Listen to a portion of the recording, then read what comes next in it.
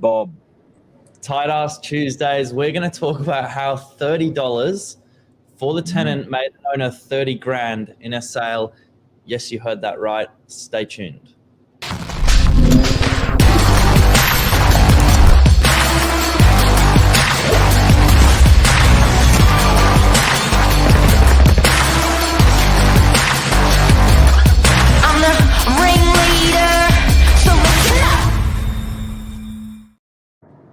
Hey, Billy Bob. Hey, morning.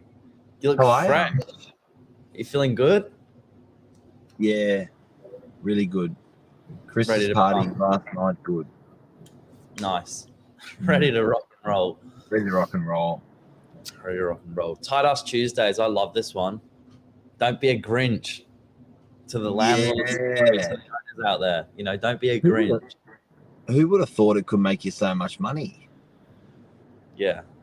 Yeah, I think we're going to talk about a property this morning where, you know, made a particularly big difference, where it actually helped the presentation of the property by looking at giving the tenants a small rent rebate. But I think this is a particularly appropriate topic for, you know, this time of the year. It's a really good time to still be selling your property. There's really not much stock on the market at the moment, so taking advantage of buyers who really need to spend their pre-approval. They don't want to be going back to the banks in the new year. Take advantage of that. Put your property on the market now, and you're basically selling in isolation, not competition, which is looking like there'll be some more stock coming on, you know, for the new year. But if you've got a tenant in there, you can still do that. Just maybe not a bad idea to think about a rent rebate. Because I guess at the end of the day, you don't have to give your tenant, according to your lease, you don't have to give your tenant any sort of rental relief. You have the rights to sell the property without giving any rent off to your tenant, as long as you've got reasonable access, and reasonable is normally, you know, 2 opens or 1 open a week. But looking after these guys really makes a difference here. How'd that work with this one? So 2 at 6 Francis Street, we sold a property in DY, a lovely 2-bedroom apartment. For the majority of the campaign, it was really tough to work around the presentation of the property.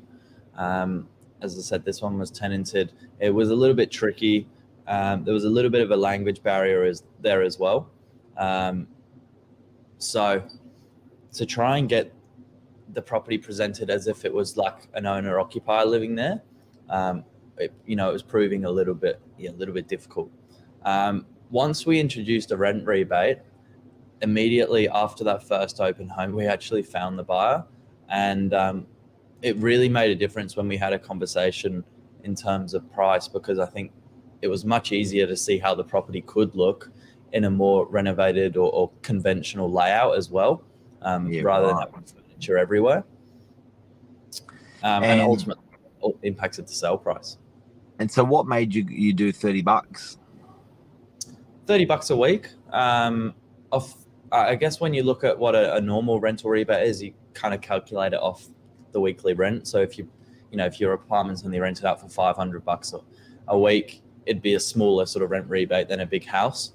$30 a week, though, that was going to stay for the rest of the campaign until we were sold. It was just fortunate it actually, happened in the first week of that rebate being applied. Yeah, perfect. And so that rebate stopped once it was sold. How did that work, or when did you introduce it? When did it cut in, cut out?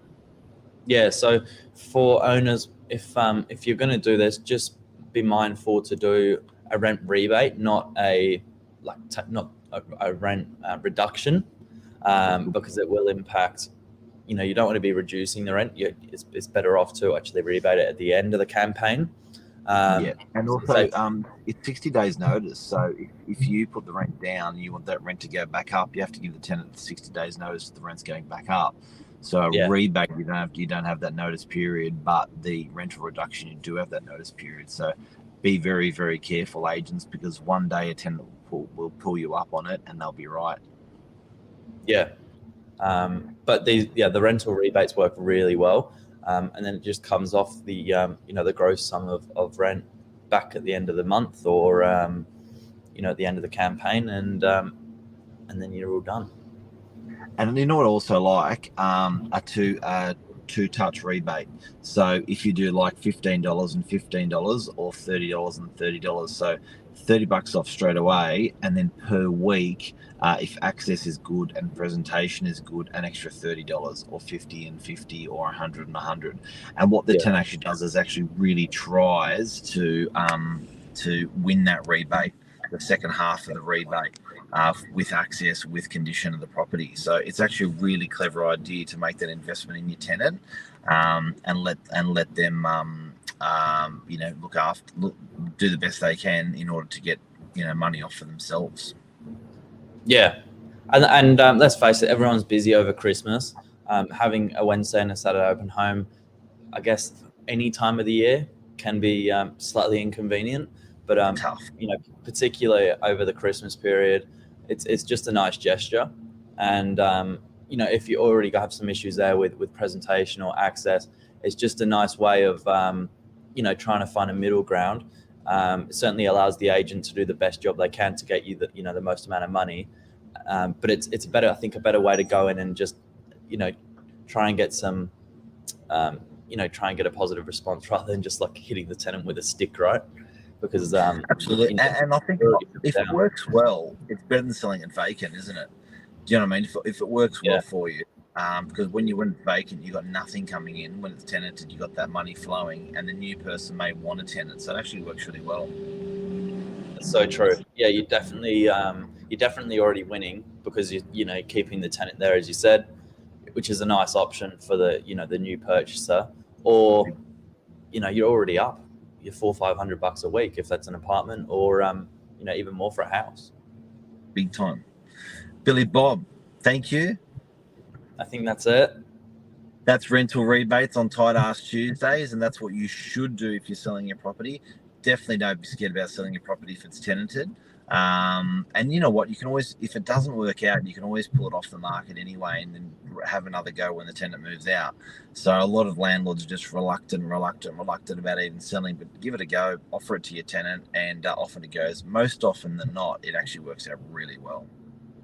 Yeah, and maybe even chat with the tenant at the start of the campaign and say, is there anything that you've noticed or you would fix if you were buying the property? Sometimes it would just be small things like lights have blown out.